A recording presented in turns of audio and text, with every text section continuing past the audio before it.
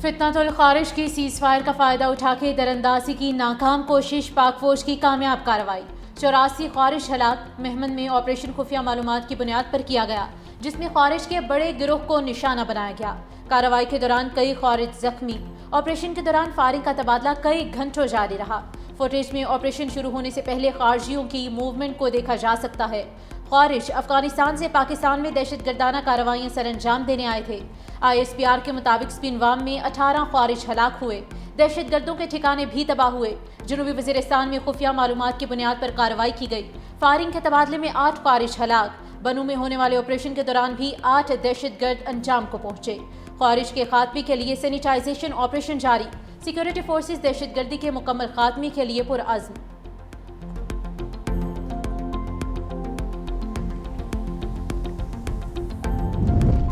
وزیراعظم شہباز شریف اور chairman Peoples Party Bilawal Bhutto Zardari کے درمیان ملاقات، اہم سیاسی اور ملکی معاملات پر بات چیت۔ نائب وزیر اعظم اسحاق ڈار ملاقات میں موجود۔ پیپلز پارٹی وفد میں راجہ پرویز اشرف اور شہری رحمان بھی موجود تھیں۔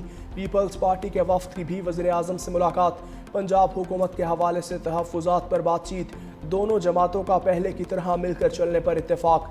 وزیر اعظم نے پیپلز پارٹی کے تحفظات دور کرنے کی یقین دہانی کروائی۔ MQM کے وفد کی بھی وزیر اعظم سے ملاقات۔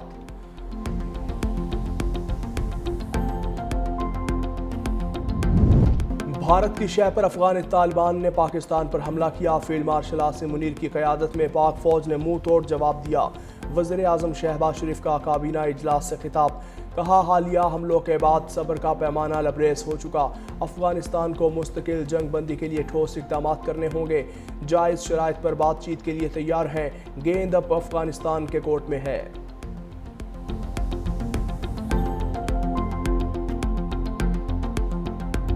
اسلام آباد میں تحریک لبیک کے خلاف کریک ڈاؤن، مدارس اور دفاتر سیل۔ دفاتر کے باہر جھنڈے اور بینرز بھی پولیس نے اتار دیے۔ TLP کے خلاف تھانہ ترنول، سنبل اور سنجانی میں 4 مقدمات درج۔ تمام بینک اکاؤنٹ بھی سیل کرنے کا فیصلہ۔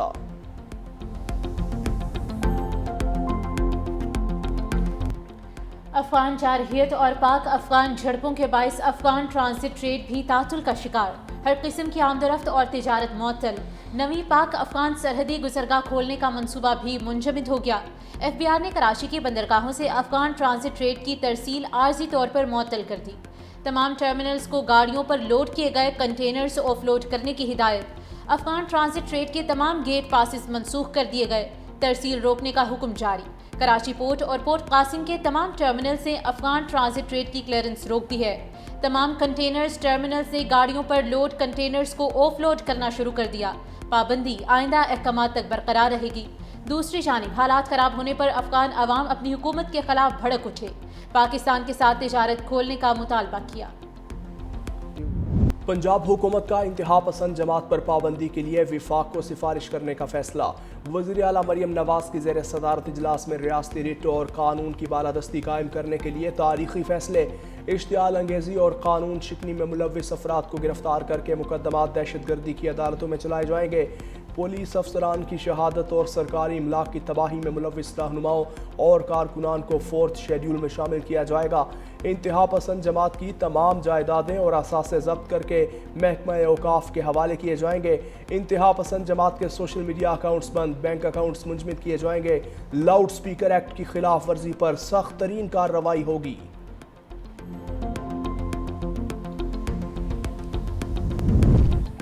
محکمہ داخلہ پنجاب کا 1 ماہ میں غیر قانونی اسلحہ جمع کروانے کا الٹیمیٹم۔ غیر قانونی اسلحہ رکھنے پر 14 سال قید اور 20 لاکھ روپے تک جرمانہ مقرر۔ پنجاب میں نئے اسلحہ لائسنس جاری کرنے پر مکمل پابندی ہوگی۔ اسلحہ فروشوں اور ڈیلرز کے سٹاک کا معائنہ کرنے کا بھی حکم دیا۔ پنجاب حکومت کا افغان شہریوں کو ٹیکس نیٹ میں لانے کا فیصلہ۔ غیر قانونی مقیم رہائشیوں اور ان کے کاروباروں کے خلاف کامبنگ آپریشن شروع کرنے کا فیصلہ۔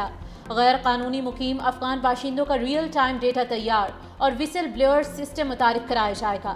اطلاع دینے والے کا نام مکمل رازداری میں رکھا جائے گا۔ غیر قانونی مقیم افراد کو فوری طور پر ڈی پورٹ کیا جائے گا۔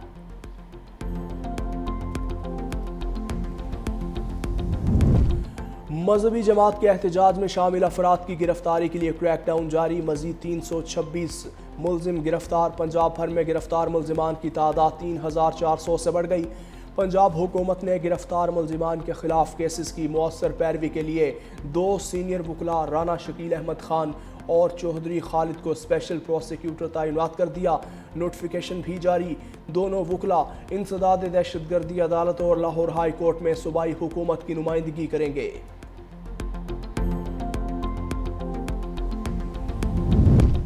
مذہبی جماعت کے مظاہرے، دھرنے اور پرتشدد احتجاج کے دوران پولیس کا بھاری نقصان۔ 2016 سے 2025 تک کی تفصیلات سامنے آ گئی۔ پرتشدد مظاہرین نے پنجاب بھر میں 11 پولیس ملازمین کو شہید کیا۔ پتھراؤ، ڈنڈوں اور فائرنگ سے 1648 ملازمین زخمی ہوئے، 69 ملازمین مستقل معذور ہوئے، 202 شدید زخمی اور 1194 معمولی زخمی ہوئے۔ مظاہرین کے تشدد سے 16 شہری جام بحق، 54 شدید زخمی، 97 گاڑیاں مکمل ناکارہ اور 2 گاڑیاں جلا دی گئیں۔ پولیس کی 10 عمارتوں کو شدید نقصان پہنچا۔ 305 مقدمات دہشت گرد دفعات اور 480 دیگر دفعات کے تحت درج۔ وزیر اعلیٰ خیبر پختونخوا سہیل آفریدی بانی پی ٹی آئی سے ملاقات نہ کر سکے۔ میڈیا سے گفتگو میں کہا، سب سے پہلے پاکستان، پھر باقی چیزیں آتی ہیں۔ پرامن احتجاج آپشن موجود ہے۔ وزیر اعلیٰ خیبر پختونخوا نے کابینہ سے متعلق خبروں کی تردید کر دی۔ بیرسٹر گوہر نے کہا کہ پی ٹی آئی قیادت کو اڈیالہ جیل میں داخلے سے روکا جائے۔ بانی پی ٹی آئی سے ملاقات کی اجازت نہ دینا غیر مناسب ہے۔ آج ملاقات ہمارا قانونی اور آئینی حق تھا۔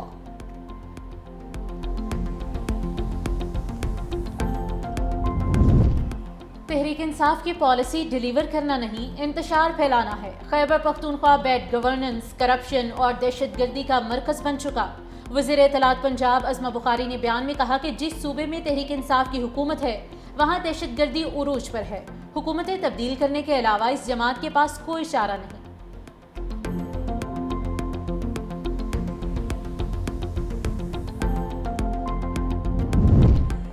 نائب وزیر اعظم اور وزیر خارجہ اسحاق ڈار سے سعودی وزیر خارجہ شہزادہ فیصل بن فرحان کا ٹیلی فونک رابطہ، علاقائی صورتحال اور حالیہ پیش رفت پر تبادلہ خیال۔ شہزادہ فیصل بن فرحان کا خطے میں امن و سلامتی کے لیے پاکستان کے کردار کو سراہا۔ ترجمان دفتر خارجہ نے کہا کہ سعودی وزیر خارجہ کا استحکام کے لیے مشترکہ کوششوں کی اہمیت پر زور۔ اسحاق ڈار کا سعودی عرب کی مسلسل حمایت پر اظہار تشکر۔ نائب وزیر اعظم کا علاقائی اور بین الاقوامی امور پر قریبی تعاون کے عزم کا اعادہ۔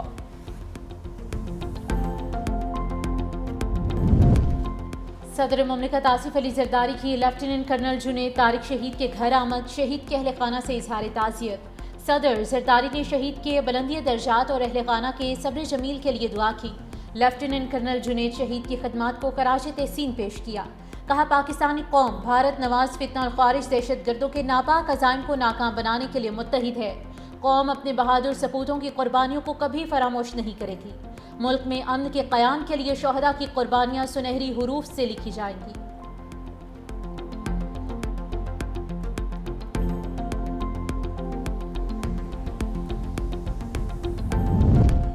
وزیر خزانہ سینیٹر محمد اورنگزیب کا دورہ امریکہ، واشنگٹن میں سعودی ہم منصب محمد عبداللہ عبدالعزیز سے ملاقات، پی آئی اے اور ہوائی اڈوں کی نجکاری پر پیش رفت سے آگاہ کیا۔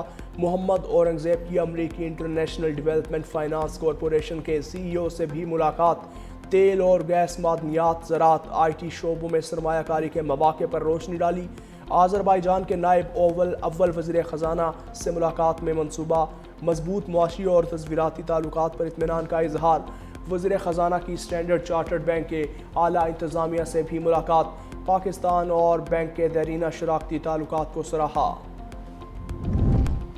وفاقی حکومت کا غیر ملکیوں کو نیا بزنس ویزا جاری کرنے کا فیصلہ۔ وزارت داخلہ ذرائع کے مطابق نئی مجوزہ پالیسی کے تحت پاکستان میں کاروبار کرنے والوں کو ملٹیپل ویزے جاری ہوں گے۔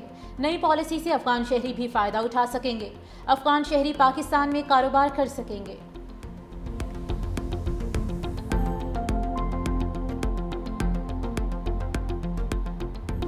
وزیر اعظم شہباز شریف نے مجھے کہا کہ آپ نے لاکھوں زندگیاں بچائی ہیں۔ امریکی صدر ڈونلڈ ٹرمپ کی وائٹ ہاؤس میں پریس کانفرنس، کہا، میں اب تک 8 جنگیں رکوا چکا ہوں۔ بھارت اور پاکستان جوہری جنگ کے بہت قریب تھے۔ میں نے کہا جنگ نہ روکی تو 200% ٹیرف لگا دوں گا۔ پاک بھارت جنگ میں 7 طیارے گرائے گئے۔ اب یوکرین جنگ بھی ختم کرنے کی کوشش کر رہے ہیں۔ روسی صدر سے کہتا ہوں جارحیت بند کریں۔ پیوٹن کو یوکرین سے متعلق ڈیل کرنا ہوگی۔ بھارتی وزیر اعظم نریندر مودی نے مجھے روس سے تیل نہ خریدنے کی یقین دہانی کروائی ہے۔ خوش نہیں تھا کہ بھارت روس سے تیل خریدے، مگر اب معاملہ طے ہو گیا۔ حماس کو جنگ بندی معاہدے پر عمل کرنا ہوگا۔ حماس معاہدے پر عمل نہیں کرتا تو اسرائیل دوبارہ لڑائی شروع کر سکتا ہے۔ چین کے ساتھ تجارتی جنگ جاری ہے۔ ٹیرف ہماری سلامتی کے لیے بہت اہم ہے۔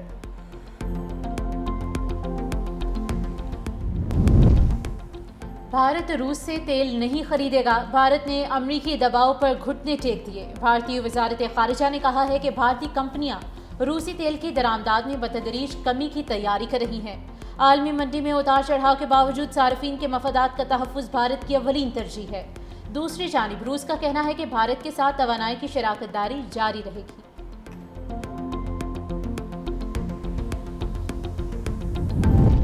پاکستان اور قازقستان کی انسداد دہشت گردی کی مشترکہ فوجی مشق چراٹ میں جاری۔ پاک فوج کا اسپیشل سروسز گروپ اور قازق فوج کے اسپیشل فورسز کے دستے شریک۔ ISPR کے مطابق مشترکہ فوجی مشق 24 اکتوبر تک جاری رہے گی۔ مشق میں شریک دستے ایک دوسرے کے تجربات اور مہارتوں سے استفادے کے لیے پرعزم۔ سپریم کورٹ بار کے سالانہ انتخابات ووٹوں کی گنتی جاری ہے۔ انڈیپینڈنٹ گروپ اور پروفیشنل گروپ کے حمایت یافتہ امیدواروں میں مقابلہ۔ صدر کی سیٹ پر ہارون رشید اور توفیق آصف میں 1-1 مقابلہ ہے۔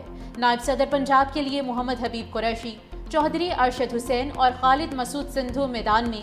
سیکرٹری کے لیے میاں عرفان اکرم اور ملک زاہد اسلم اوان آمنے سامنے۔ ملک بھر سے 4379 وکلاء اپنا حق رائے دہی استعمال کریں گے۔